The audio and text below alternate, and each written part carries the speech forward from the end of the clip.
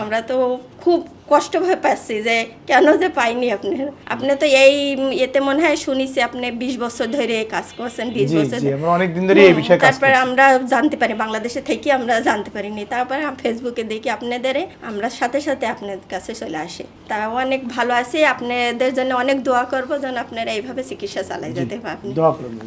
দর্শক মণ্ডলী, আপনারা শুনতেছিলেন যে আসলে একজন ক্রনিক প্যানক্রিয়াটাইটিসের পেশেন্টের সাফারিংস কত জটিল হতে পারে, যে দেশের বাইরে ছিলেন, ইউরোপের 2টা কান্ট্রিতে, সেখানে 2বার অপারেশন হয়। এনিওয়ে অপারেশন পরেও উনি খুব ভালো ছিলেন না। শেষ 2 বছর ওনার এত ব্যথা ছিল যে যা খেত তাই বমি হতো।